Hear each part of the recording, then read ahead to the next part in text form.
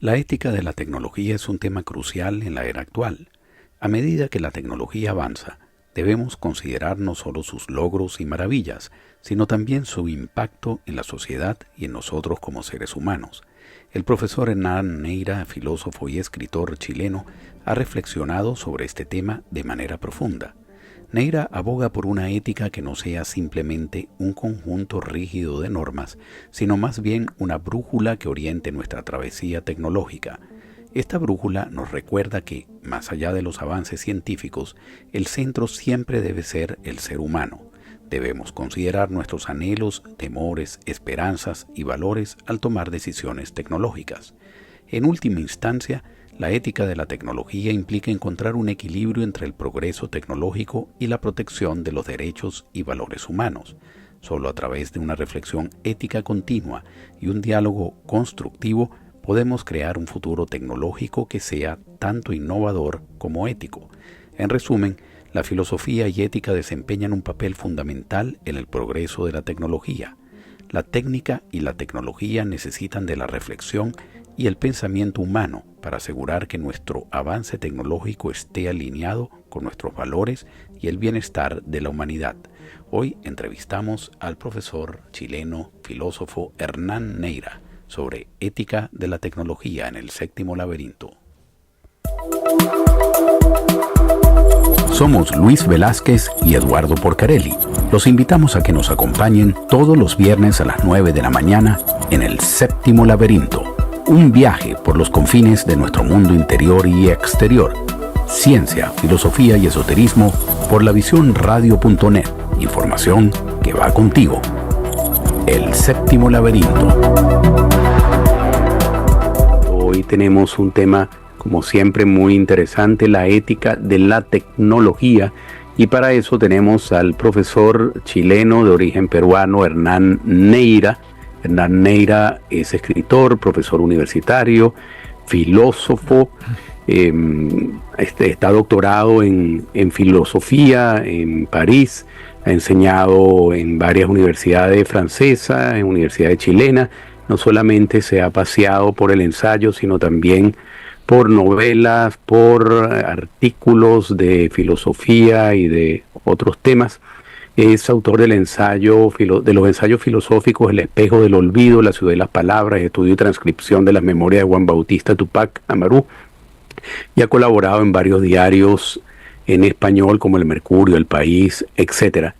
Su trabajo se ha centrado en la filosofía en muchísimos temas, pero en esta oportunidad nos convoca el tema de la ética de la tecnología. ¿Y por qué la ética de la tecnología es importante? Porque como nunca, nosotros en esta generación en la que estamos viviendo, en este momento en el que estamos viviendo, hemos visto tantos avances tecnológicos en tan poco tiempo. Uno retrocede la vida a 30 años atrás y todo lo que uno ve hoy en día uno no se lo puede o no se lo podía imaginar en ese momento. Casi que eran temas de ciencia ficción que hoy son realidad. Pero ese avance tecnológico debe tener también algunas consecuencias, sobre todo si es desbordado en temas. Hoy en día se habla mucho de la inteligencia artificial, que no tiene ningún tipo de control, etcétera. Pero para esto primero quiero darle la bienvenida al profesor Hernán Neira, agradecerle que esté con nosotros en el programa y queremos introducir el tema con esto, cuáles los frenos que debería tener la tecnología en el mundo actual. Bienvenido, profesor. Buenos días, Eduardo. Buenos días, Luis. Muchas gracias por esta invitación de La Visión. Bueno, tenemos, yo creo, un interesante tema para conversar. Al menos eso es lo que yo pienso. Yo también pienso igual. Igual. Profesor, entonces comenzamos con lo primero. Hemos visto esos avances acelerados en tecnología. ¿Podemos como humanidad o debemos ponerle algún tipo de freno basado en una interpretación de la ética? A ver, la respuesta no es simple. Yo preferiría decir que más que freno, lo que hace falta es una orientación. Porque la tecnología es tan antigua como el ser humano. Eran tecnologías muy simples, por cierto, pero no olvidemos que el ser humano, o lo que uno puede entender como algo aproximadamente, el ser humano tiene 2 millones de años, o un poco más sobre la Tierra. Y eso supone también que aquellas personas utilizaban desde el momento que tenían las manos libres, porque ya caminaban sobre dos pies, utilizaban técnicas muy simples o instrumentos muy simples para sobrevivir. Por lo tanto, no es que la tecnología se agregue en determinado momento a la vida humana. La tecnología está presente, pero la tecnología de entonces no tiene nada que ver con la actual. Y la actual tiene una característica, es que es muy útil, pero al mismo tiempo puede destruir a todos los seres humanos y a todos los seres vivos que están en el planeta. Entonces, y eso es un fenómeno nuevo, quizás ese es el fenómeno más importante de la tecnología actual, la capacidad destructiva del conjunto de la vida. Entonces, la pregunta yo la respondería en el sentido que requiere una orientación más que un detener exactamente, pero requiere una orientación estricta. Perfecto. Sí, profesor, bienvenido, muchas gracias por estar con nosotros en esta hora. Preparándome para conversar con usted, yo me encontré con varias cosas y sobre todo que me hice muchas preguntas, una de las cuales, la primera de ellas tiene que ver con, es que en el desarrollo tecnológico realmente la palabra ética cabe, sobre todo en los momentos en que prácticamente es como un desenfreno, y sobre todo a la luz de que ha habido intentos de normar el desarrollo tecnológico como lo hizo la Unión Europea hace un par de meses atrás. Estados Unidos sigue trabajando sobre eso. Ayer se supo que el dueño de Facebook, Zuckerberg, tiene su propio desarrollo que todavía no ha dado la luz y que supuestamente va a salir a la luz pública dentro de algunos meses más. Y en la reunión de Davos, el tema central, por no decir uno de los temas, sino el tema central fue precisamente el tema de la tecnología y muy particularmente el tema de la inteligencia artificial. Y todo parece que hay preocupación, se está saliendo de las manos. La Unión Europea intentó, pero lo que hizo fue como que dejar las cosas como están. A mi modo de ver es todo esto, a mi modo de ver. Yo me leí la ley que aprobaron y yo dije, pero aquí esto quedó corto. ¿Qué opina usted, profesor? Y yo temo que la legislación al respecto vaya atrasada. Ahora, desafortunadamente, estos son temas que no se resuelven solo con legislación, porque puede haber una muy buena legislación, pero no significa que haya disposición para respetar esa legislación. Y además, es posible que cuando la legislación actúe, ya sea demasiado tarde. Por lo tanto, allí también hay un problema importante. Si la legislación o las acciones llegan tarde, cuando ya se ha producido la catástrofe, entonces estamos en una muy mala situación. Por eso yo creo que por una parte hace falta la legislación, y eso significa la acción del Estado, con todo lo que eso significa, pero también hace falta una autorregulación. Y claro, la ética entra no en el campo de las leyes, sino más bien en el campo de la autorregulación. Las leyes son las leyes y la ética es la ética. Ahora, volviendo a su pregunta o su comentario inicial, ¿cabe la ética en la tecnología? Tampoco es una pregunta fácil, pero yo creo que sí. Pero para comenzar la respuesta, yo diría que la tecnología nunca es neutra. Esa es una ilusión antigua, pero hoy lo vemos más que nunca, especialmente con la inteligencia artificial y los sistemas de algoritmos, que siempre la tecnología está al servicio de algo. Y ese algo puede ser la simple supervivencia, y eso parece muy bien. Pero la supervivencia no se da en un contexto abstracto, se da en un contexto donde las personas viven o conviven y tienen a veces oposiciones por recursos, por distintos intereses, y la tecnología se convierte en un instrumento de poder. Entonces, y ese instrumento de poder está al servicio de personas, grupos, estados, etcétera. Lo vemos en las guerras, que hoy en día son esencialmente tecnológicas. Entonces, la ética nunca ha sido neutra, ni puede serlo, porque está al servicio de de acciones que reflejan e incentivan o acumulan poder para tales o cuales grupos. Por eso mismo es tan importante el control legislativo y también el autocontrol ético. Pero tampoco podemos reducir la ética a un decálogo, porque las posibilidades y los cambios son tan grandes que todo decálogo se quedaría muy chico demasiado rápido. Uno de los problemas que se plantean en este tema es partir de qué conceptualización tenemos sobre la ética, ¿no? Definirlo es complicado, conceptualizarlo también, pero la ética de alguna manera nos debe guiar en cómo debemos vivir. A mí me gusta mucho esa definición que tiene Sabater de ética es vivir de acuerdo con tus principios. Lo que pasa es que no necesariamente los principios de una empresa donde trabajan personas que desarrollan tecnología de punta son los mismos principios que puede manejar un ser humano común y corriente. Con esa dificultad en la que usted nos pueda dar luces un poco sobre cómo relacionar la ética con este tema, ¿qué desafíos éticos plantea el uso de la inteligencia artificial, el Big Data y las redes sociales en este momento? Bueno, la inteligencia artificial también es un campo muy amplio porque hay muchas versiones de la inteligencia artificial y tampoco es algo que se construya de la noche a la mañana, sino que es una acumulación más bien de instrumentos de carácter informático y que ya se estaban usando de formas más simples hace tiempo atrás. Ahora, dado que de todas maneras significa un cambio tan grande, yo creo que hay dos puntos en los cuales la ética puede y debe decir algo. Y es, uno, que hoy en día es técnicamente posible destruir por completo la vida en la Tierra, y no solamente la vida humana. Y es relativamente fácil, además. Ya no es algo complejo. Y esa es una situación completamente nueva. Y en segundo lugar, que sin entrar todavía al campo de la eventual destrucción de toda la vida sobre la Tierra, está el hecho de que la inteligencia artificial es un instrumento, como yo decía, que no es neutro porque es parte de la tecnología.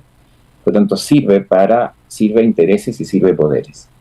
Y también eso significa dominio y significa eventualmente discriminación. Nosotros sabemos que con el Big Data y los algoritmos, por ejemplo, sistemas que aparentemente son neutros de selección de personal para trabajar, etc., no lo son, discriminan de tal o cuales grupos, porque las personas que ingresaron los datos no necesariamente lo querían así, pero uno, se los pueden haber pedido, y dos, aunque no se los haya pedido a nadie, el resultado de esos algoritmos no es neutro. Y hay hoy en día discusiones y revisiones de algunos algoritmos, por ejemplo, para la selección de personal, etcétera, porque discriminan a unos y lo hacen de una manera que aparentemente es neutra, pero en realidad no lo es. Entonces yo creo que esos son los dos grandes aspectos de los dos grandes peligros sobre los cuales la ética tiene que decir algo, aparte de la legislación, por cierto, que esa posibilidad de destruir la vida por completo, la vida humana y de muchos animales y muchas especies en la Tierra, y por otra parte la inteligencia artificial como un instrumento de poder que puede acentuar las diferencias entre grupos o países o diferencias entre grupos o países. Entonces, eso es un hecho. Habría que preguntarse cómo la inteligencia artificial o cómo, grosso modo, las tecnologías contemporáneas contribuyen o no a que se lleve una vida más justa, más respetuosa del planeta también y de la vida en el planeta. Y esa es la pregunta que yo creo que desafortunadamente hoy en día la respuesta es más bien negativa. Entonces la ética puede orientar a la legislación también. Y la definición de Sabater es buena, sin duda, y es un gran filósofo Sabater. Pero esos principios personales nunca son personales, sino que se forman en una cultura. Desde niños se conversa, se escucha en la mesa de la familia, con las amistades, después cuando se estudia en la universidad o en otro lugar. No hay así concepciones que sean puramente individuales. Lo podemos creer así, pero en realidad ya en la juventud se ha recibido mucha información y la mente de todas las personas se forma en conjunto con la mente de los demás. Ciertamente. Profesor, Otra de las preguntas que me hice cuando estaba preparándome para la conversación con usted tiene que ver con lo siguiente. A la luz de lo que ya se ha desarrollado y de lo que está en proceso de desarrollo, es que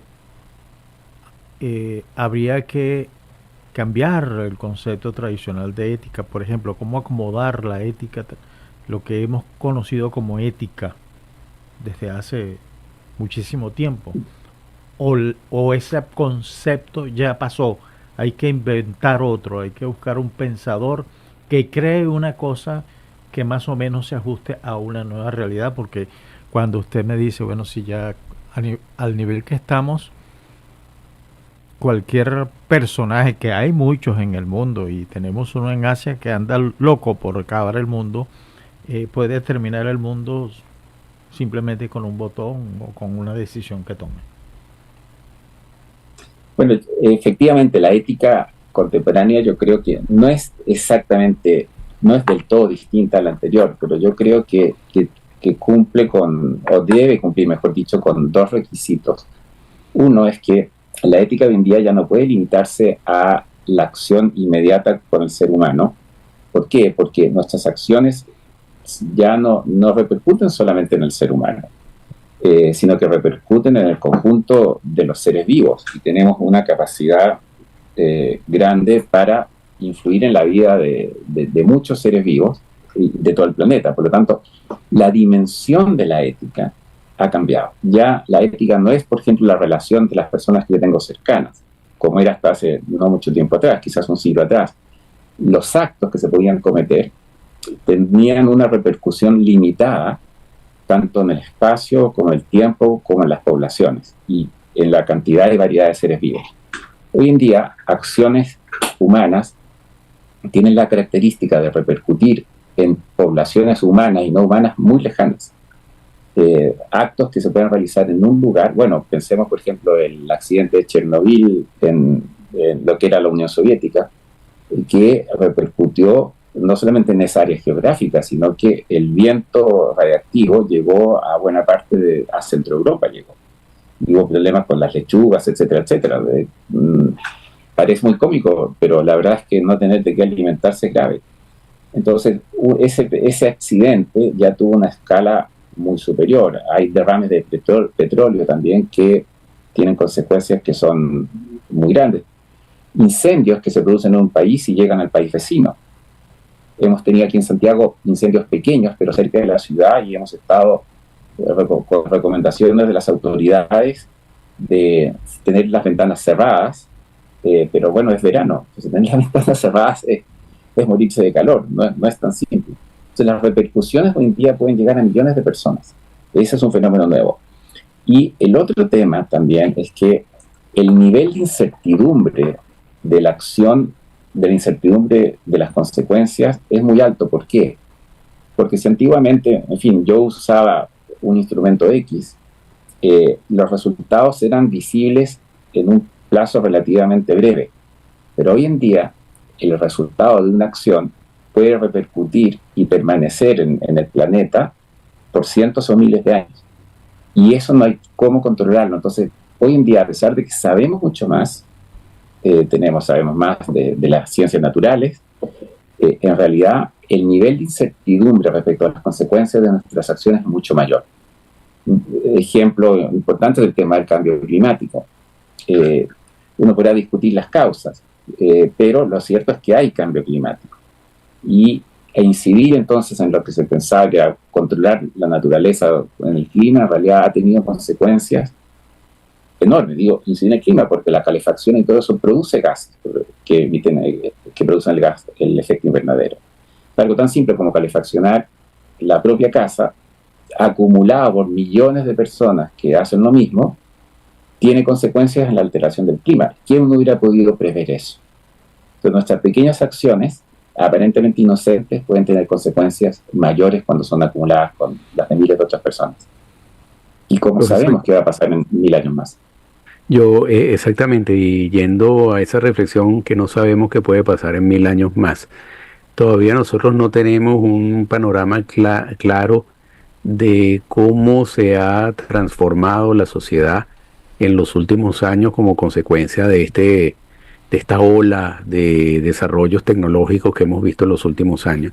Uno tendería de alguna manera a pensar que ciertamente la tecnología nos ha facilitado la vida, las comunicaciones, el acceso a la información, una cantidad de cosas.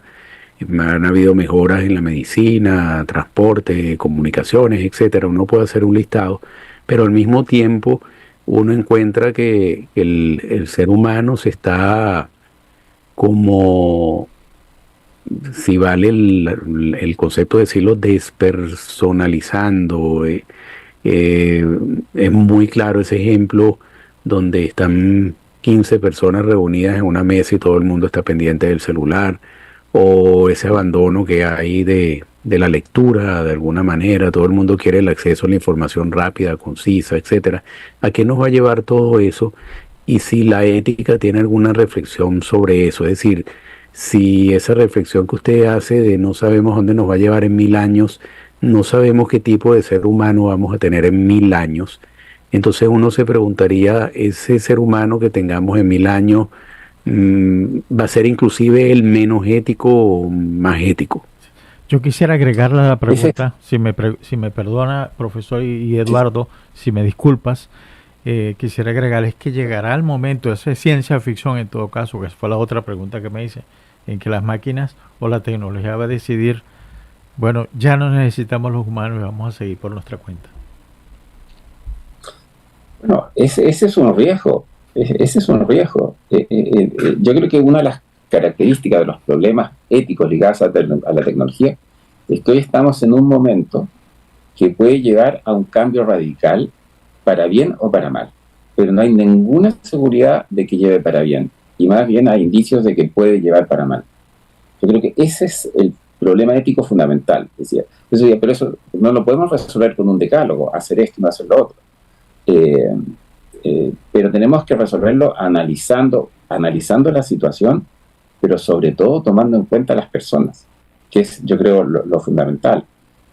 Porque la tecnología puede servir para muchas cosas, para muchos logros, también para hacerse millonario, y puede estar bien, pero el tema es a qué precio para otras personas, porque yo planteaba inicialmente que la tecnología no es neutra, y efectivamente no todo el mundo ni todos los países disponen de la tecnología de igual manera. Por lo tanto, la tecnología en sí tampoco contribuye, por ejemplo, a disminuir desigualdades o injusticias.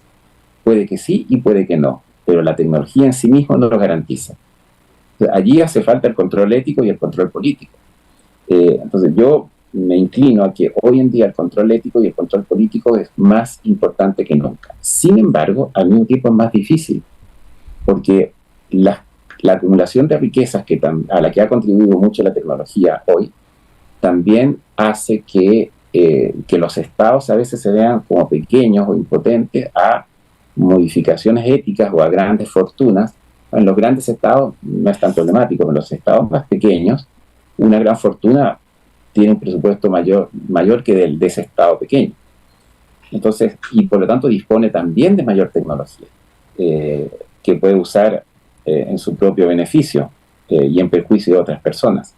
Entonces yo creo que esa es la situación en que estamos hoy, y eso es más claro que nunca con la inteligencia artificial. Entonces, una pregunta anterior, ¿también hace falta una nueva ética? Mi respuesta es sí, es completamente distinta de las anteriores. Yo creo que no es completamente distinta, pero sí se tiene que plantear perspectivas que hoy en día son, por decirlo así, mucho más de mayor alcance que la ética anterior.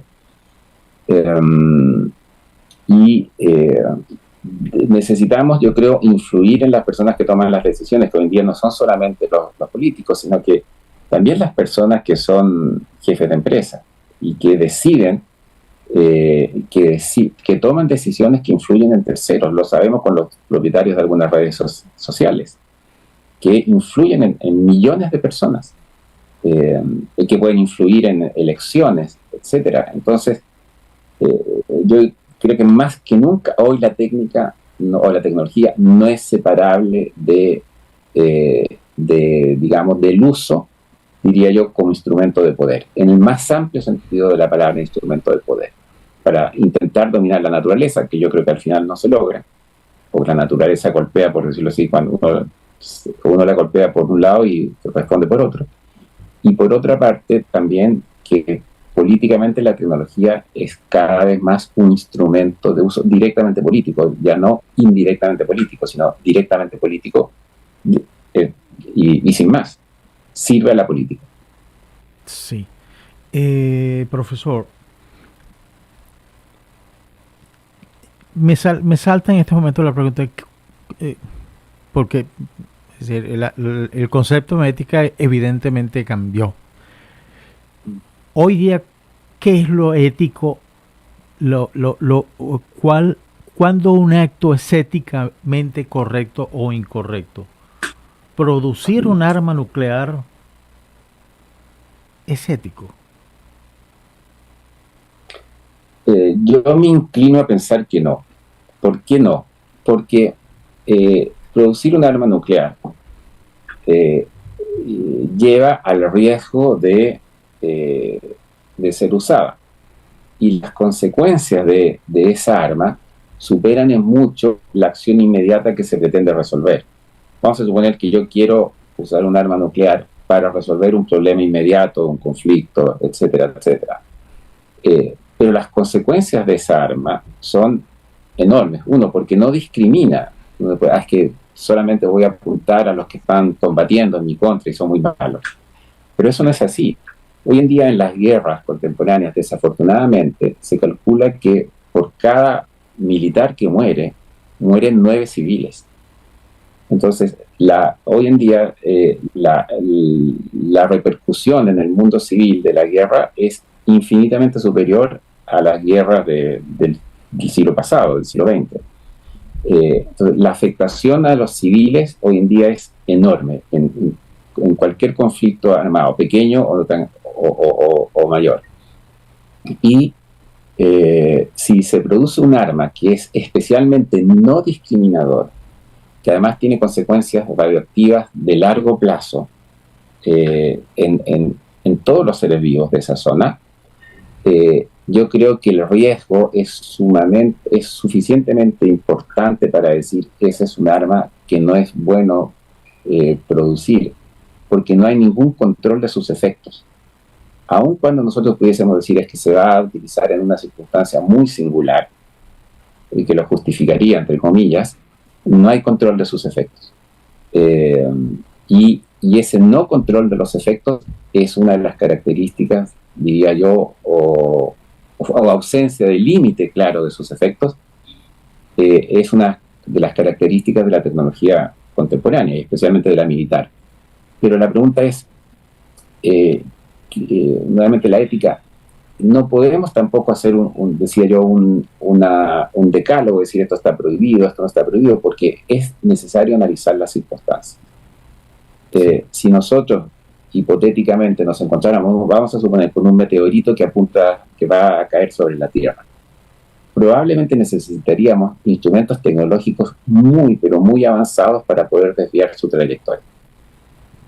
Y entonces, en ese caso, hay un uso de la tecnología que yo aprobaría.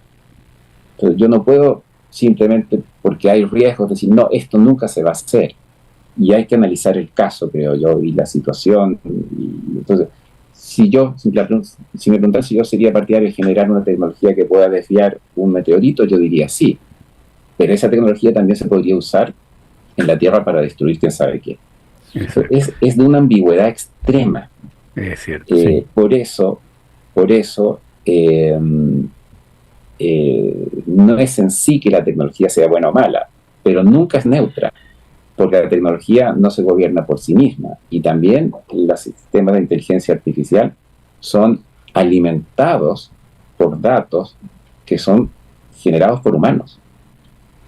Y no es el científico que está en su laboratorio quien decide cuáles datos se van a ingresar. Él está sirviendo a un interés mayor también. Pero el científico es un trabajador más. Sí. Hoy en día no son los científicos los que toman las grandes decisiones. Ni las hermanitas de la caridad tampoco. Profesor, el fundador de la radioastronomía, Frank Drake, Él hizo hace muchos años una fórmula para calcular la posibilidad de existencia de civilizaciones extraterrestres en el universo. Pero hay un componente de esa fórmula que él acuñó, en la cual después, para poder comunicarse con ellas, después de una serie de factores que tienen que ver con la cercanía a una estrella, con la posibilidad que se haya desarrollado la vida, que haya desarrollado tecnología, un elemento de la fórmula es que no se haya autodestruido. Es decir, que está muy incorporado en el tema tecnológico siempre la posibilidad de la autodestrucción. ¿Qué nos puede decir al respecto? Porque parece que todos esos avances, y lo conversábamos hace un ratico, sobre desarrollo de la tecnología nuclear con fines a lo mejor de abastecer energía, de protección, etcétera, puede ser usado en un momento determinado para entrar en una confrontación nuclear de la cual no quedaría ningún rastro de vida. Y no solamente en el desarrollo de la tecnología nuclear, sino prácticamente todas las tecnologías que se desarrollan tienen la potencialidad de ser muy útiles a la humanidad o muy destructivas para la humanidad. ¿Cómo manejar esa situación en los tiempos actuales donde por supuesto el interés económico está de por medio? No veo el gran presidente de una corporación que tiene que cumplir con sus accionistas, decir, miren, vamos a parar acá porque esto puede generar un daño a la humanidad importante, ¿no? Siempre está de por medio el interés del rendimiento. ¿Cómo usted visualiza que esto pueda cambiar, y si hay algún ejemplo histórico en donde nos hayamos autorregulados nosotros como humanidad?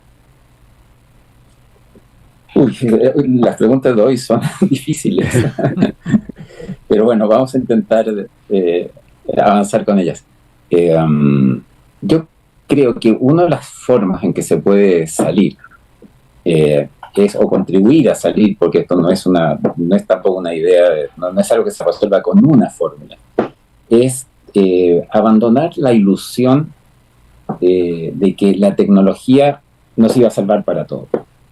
Que es una ilusión en el fondo, que viene del siglo XVIII, de que el progreso eran sí algo bueno. Hoy en día habría que darle contenido, qué es progreso y qué entendemos por progreso. Pero aparte de ello, creo que allí hay una ilusión, y es una ilusión. Es creer que siempre la tecnología va a resolver los mismos problemas que la tecnología ha creado. Es decir, si la energía nuclear es un problema, bueno, con más tecnología vamos a resolver los problemas de la energía nuclear. Y no es así, porque los residuos nucleares, de momento, hasta donde yo sé, solamente se han estado llevando al fondo del mar o a algunos países más pobres. Por lo tanto, no ha habido ninguna solución respecto a los residuos nucleares. Y la tecnología no ha conseguido nada al respecto. Entonces, ¿se podrá producir energía nuclear más limpia? Sí, es muy probable que sí. Pero, grosso modo, yo creo que es falso pensar que siempre se resuelven las cosas con más tecnología. Yo creo que debemos, por una parte, volver a buscar siempre tecnologías de más bajo peso, por decirlo así, que se pueda. En segundo lugar, yo creo que un buen problema de la tecnología tiene que ver hoy en día con la producción de energía y el agua, que es indispensable para todos los procesos industriales. No hay proceso industrial que no requiera agua. Pero tiene que ver también con nuestros niveles de consumo. Entonces, también lo que está produciendo la tecnología tiene que ver también con niveles de consumo de energía, de agua, de metales, de todo.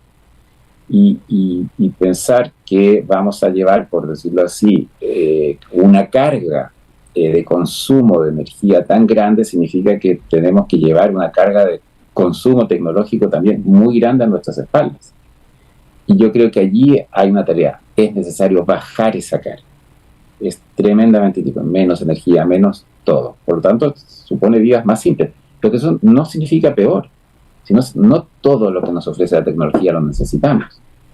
Pero sí podemos, y en mi opinión debemos usar tecnologías también para vivir y para vivir bien, para medicina, en fin, para miles de cosas.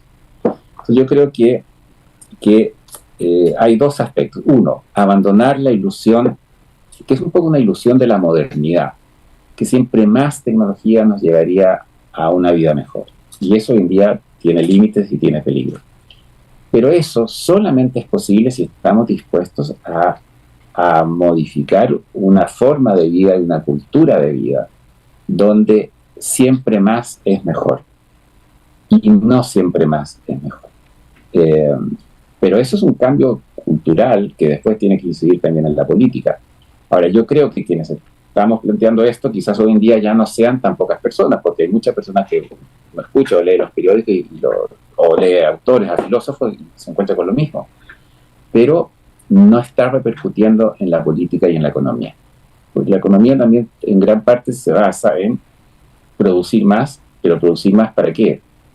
Habría una crisis de acumulación de todos los bienes si la gente no los consumiera.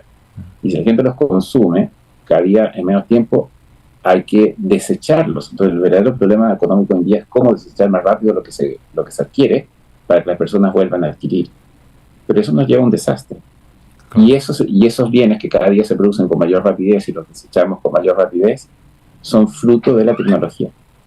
Entonces, si nosotros introducimos los costos de las consecuencias ambientales y las consecuencias tecnológicas de nuestras acciones, muchos bienes serían más caros, porque estaríamos, en el fondo, pagando las consecuencias de lo que hacemos, que no las vemos.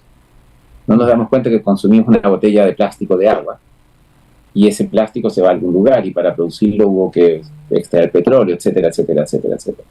Entonces, yo creo que es clave abandonar la ilusión que es un poco una ilusión de la modernidad, que con más tecnología siempre está mejor. Dos, incorporar las consecuencias de las acciones simples. No solamente las grandes acciones son muy complejas y que quizás ni entendemos algunos procesos técnicos, pero muchas acciones pequeñas y simples nuestras tienen consecuencias gravísimas porque exigen formas de producción tecnológica, exigen mucha energía, etcétera, etcétera. Entonces yo creo que por allí hay algo importante, pero eso es un cambio cultural, político y económico, que es muy difícil de realizar. Muchas veces hay cambios políticos, pero el cambio de las culturas son más lentos. Ha habido revoluciones en el mundo, muchas, y uno se da cuenta que triunfó una revolución que decía cambiar todo y hay una cultura subyacente que se mantiene. Y un movimiento gatopardiano. Sí, exactamente, un movimiento gatopardiano. Profesor, hay un concepto que va muy ligado con la ética. Quizás es la palabra ligado se queda pequeña en todo caso, pero ¿qué es la moral? ¿Cuál de los dos desaparece en todo este panorama, en todo este espectro de desarrollo tecnológico? ¿Cuál queda? ¿El de la moral? ¿O queda la ética o va a haber una fusión de esos dos conceptos?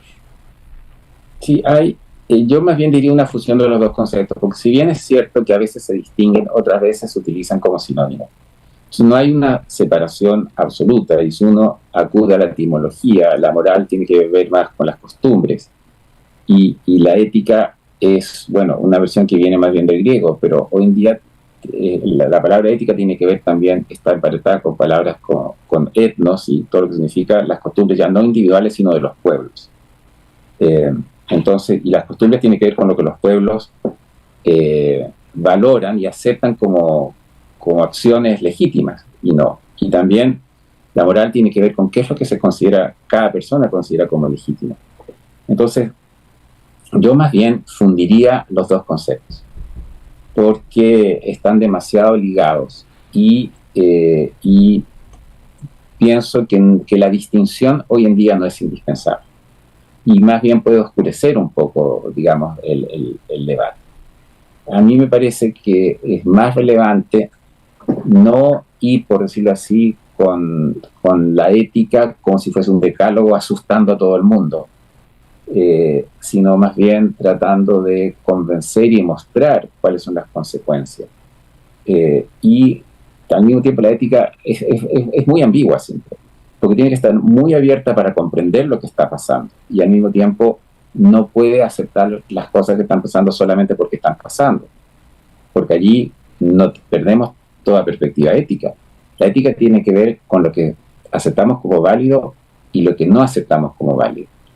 Por lo tanto, no puede ser también una ética que acepte todo o que niegue todo, porque además sería políticamente inviable. Si vamos a ir y prohibir todo en todas partes, bueno, nos van a sacar a palos. Yo creo que estamos en una situación al mismo tiempo peligrosa y muy ambigua. Entonces, actuar en esta situación requiere mucha sabiduría política, mucha sabiduría filosófica, mucha sabiduría de muchas personas y de muchas disciplinas también. Porque yo insisto en el tema de que yo sí creo que estamos en un momento peligroso, donde la sabiduría es más grande, es más necesaria que nunca. Y la vemos cada día menos, me atrevo a decir. Esa es parte del peligro. Esa sabiduría, necesitamos también gente que esté en la política y que sea muy sabia, que tenga mucha sangre fría y al mismo tiempo mucha decisión para saber cómo actuar y cómo actuar bien. Entonces, la sangre fría no significa paralizarse, significa saber cuándo actuar y cómo actuar. Profesor, hay un tema polémico que es el de la transferencia de tecnología. O sea, por un lado uno se pone en la posición de quienes desarrollaron la tecnología y eso tuvo unos costos importantes, una inversión de recursos importantes, una formación de recursos importantes, y la única manera de que se pueda continuar esos desarrollos tecnológicos es recibiendo algo a cambio. Pero por otro lado, la otra posición es de aquellos que no tienen los recursos para la investigación, para el desarrollo tecnológico y tienden a quedar en cierto atraso. Entonces la pregunta, ¿cómo entra la ética acá? ¿Es ético no transferir la tecnología si no hay una contraprestación? ¿O es ético exigir una contraprestación a cambio de transferir tecnología? Sobre todo en donde esos desarrollos tecnológicos pudieran generar desigualdad, ¿no? Porque en aquellos países donde no se desarrollan, pues tiende a haber un atraso mayor que en aquellos países donde se desarrolla. Yo particularmente no tengo una posición sobre ese tema, pero me gustaría escucharlo usted. ¿Cómo entra la ética allí? Yo creo que allí también tenemos que analizar el caso. Mi planteamiento es más bien que primero que todo tenemos que tratar de desarrollar las tecnologías locales. Eso en primer lugar. Ahora, las tecnologías locales pueden tener límites por millones de motivos. Pero primero es eso, ver cómo podemos resolver las cosas con los medios de los que ya se disponen. Ya, agotados esos medios, transferencia tecnológica yo diría sí. Ahora, la transferencia tecnológica va acompañada, como usted planteaba, de muchas cosas. A veces va acompañada de contraprestaciones o también de endeudamiento. Si yo compro esa tecnología, pero quedo endeudado y estoy pagando una deuda que después se paga con disminución de los salarios de los empleados públicos, después no hay policía, y como no hay policía hay mayor corrupción, etcétera, etcétera, etcétera. Entonces, el costo de la tecnología es algo que tenemos que considerar siempre. El costo es económico, pero es político también, y es social, y es cultural. También se importa una tecnología y cambian las costumbres de grupos humanos y a veces algunos grupos resisten esos cambios de costumbres. Y eso es legítimo. Entonces, yo creo que la circulación, hablemos más que importación de tecnologías, la circulación de tecnologías es aceptable en muchos casos, pero bajo ciertas condiciones. Primero que todo, el desarrollo de tecnologías locales. Sucede también que llegan tecnologías que hacen a algunos países o algunas localidades o poblaciones dependientes del petróleo, dependientes de la electricidad, dependientes de lo que va a ser una importación permanente de más tecnologías y más cosas que lo van a mantener constantemente endeudados. Entonces, por eso mi visión sobre la tecnología no es ni absolutamente buena ni absolutamente negativa. En cada caso hay que analizar con mucha sabiduría cuáles son los aspectos que la tecnología trae consigo. Yo no diría un no rotundo, ni un sí rotundo en todos los casos. Hay que analizar los casos, pero a mí me parece que uno de los peligros de la importación de tecnologías es no desarrollar las tecnologías locales. Y que son limitadas, es cierto, pero nosotros le damos un espacio a tecnologías locales a largo tiempo, a largo plazo. Bueno, esas tecnologías locales pueden desarrollarse quizás muy bien, pero si quizás las importamos, ese desarrollo local también se detiene para siempre y se vuelve dependiente. Entonces, para resumir, yo diría sí, pero las contraprestaciones hay que medirlas con una balanza muy fina. Profesor, le reitero que para conversar con usted leí muchas cosas, o entre otras, un paper preparado por un filósofo australiano que usted debe conocer, que se llama Peter Singer. Él le deja a los lectores, y cosa que no le agradezco al profesor Singer, un dilema, el dilema del doctor Barnard cuando hizo su primer trasplante de corazón. Y el dilema es, bueno, ¿qué hacemos con aquellos pacientes que viven con un respirador artificial? ¿Dónde está lo ético? Bueno, el tema, yo no sé, bueno, Peter Singer está ligado esencialmente a una ética animal y el tema de los trasplantes es un tema que él toca, pero es otro tema. Entonces yo no sé por cuál prefiere usted inclinarse.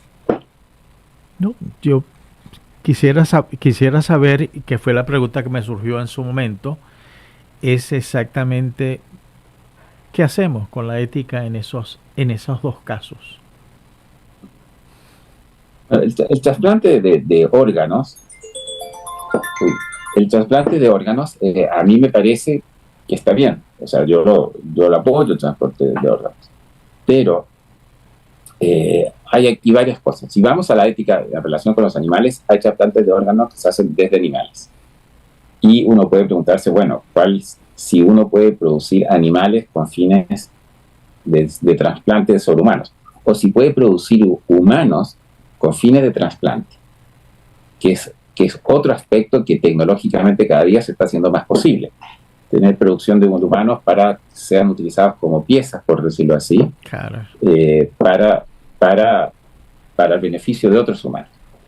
Ese es un aspecto. Respecto de las personas que viven con corazón artificial, bueno, la tecnología sí tiene un aspecto positivo. Hay personas que viven con digamos, o que se dializan en una máquina de diálisis porque los riñones no les funcionan, por ejemplo.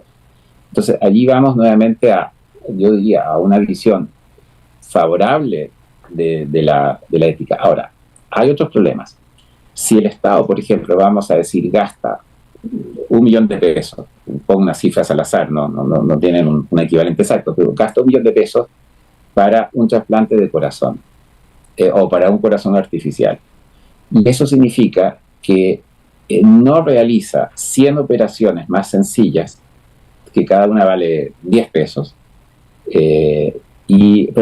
donde cada una vale $10.000, perdón, para que se hagan los cálculos, no realiza 10.000 operaciones más sencillas, pero que hubieran permitido mejorar la vida de 10.000 personas. Entonces también la concentración tecnológica supone una concentración de capital. No hay tecnología sin grandes inversiones. Entonces la disposición de tecnología es inseparable de la disposición de capital. Y el problema es cómo se distribuye ese capital cuando se acumula en sistemas tecnológicos. Y cuáles son las personas que, por decirlo así, no se benefician porque ven que tecnologías quizás más simples no le están al alcance porque se ha invertido mucho en tecnologías muy complejas.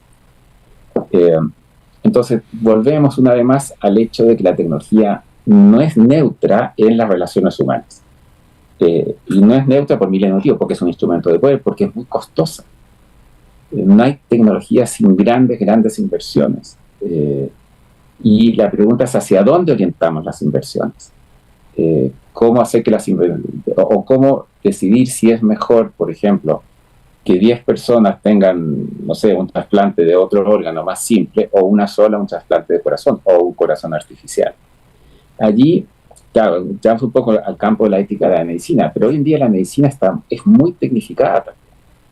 Y por otra parte, para extraer un corazón u otro órgano, es necesario mantener al cuerpo de la persona que murió en una condición de vida artificial. Porque las operaciones, para que salgan bien, no es que la persona haya muerto y se le extraiga el corazón.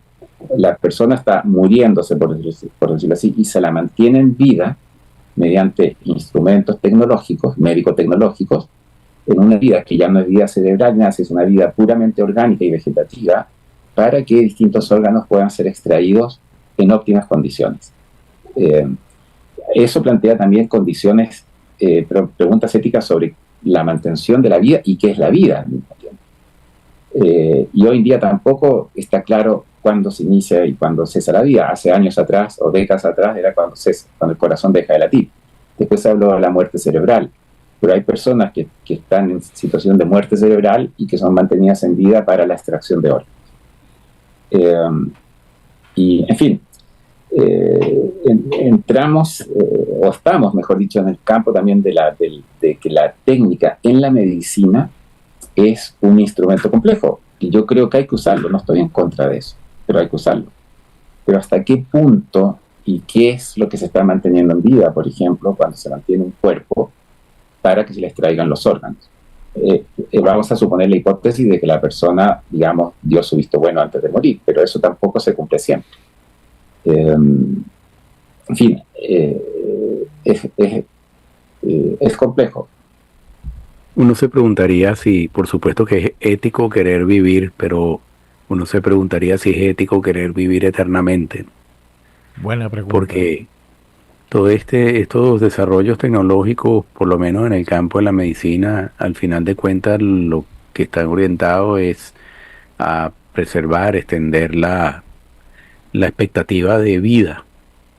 Pero uno se pregunta qué consecuencias se generarían de que algún momento se alcance una tecnología que extienda la vida hasta límites insospechados, ¿no? También uno dirá, bueno, las nuevas generaciones tendrán el acceso en los mismos niveles a recursos, las potencialidades de desarrollo, etcétera. Es un tema complejo.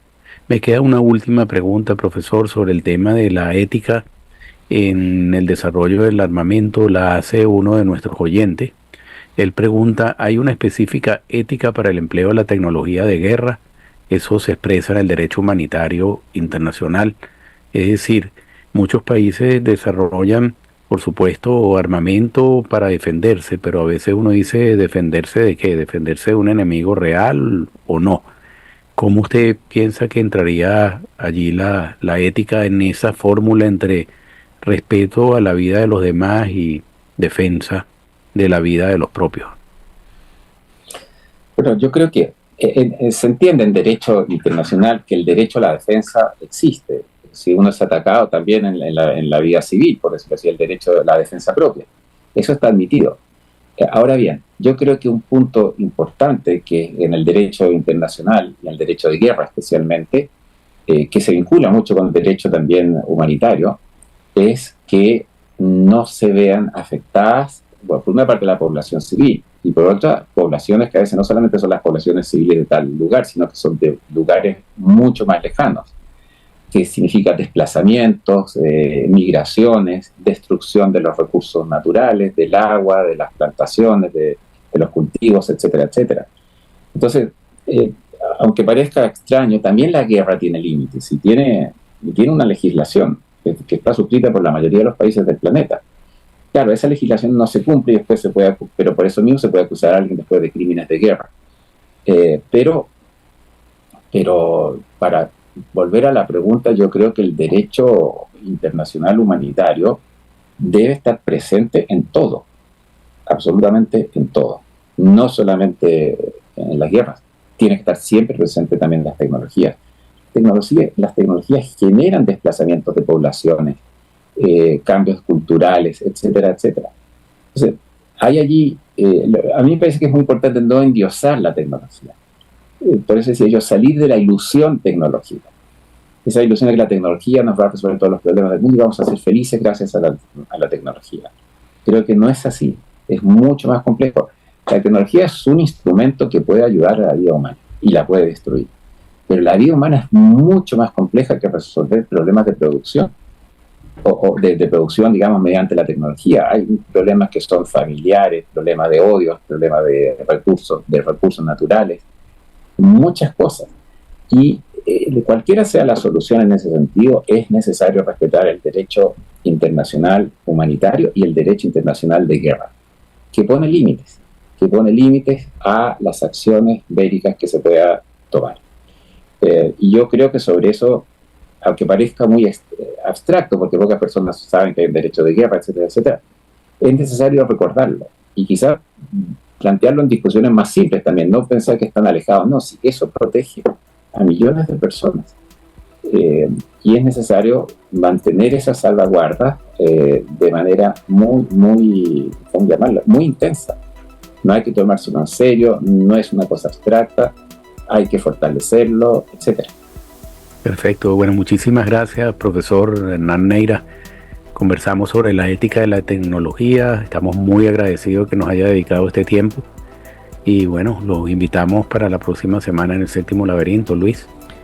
Bueno, muchas gracias, profesor, ha sido un honor tenerlo acá, la conversación ha sido realmente importante, más que interesante, muy importante. Pero yo quisiera que antes de que cierres, Eduardo, hacer un comentario. Ayer en la prensa salió una noticia, una empresa norteamericana está ofreciendo a aquellas personas que pudieran soportar un mes sin un teléfono inteligente. Esa empresa está pagando $10,000. Esa empresa le entregaría un teléfono básico de aquellos pequeñitos que usábamos hace 10 años atrás o 15 años atrás y solamente puede recibir llamadas. Yo me anoto. Yo también, por la salud mental. Exactamente. Bueno, muchísimas gracias, profesor. Hasta la próxima semana, los esperamos, agradecidos. Un fuerte abrazo. Gracias a ustedes, Eduardo y Luis, y a La Visión, y hasta la próxima. Hasta la próxima. Gracias.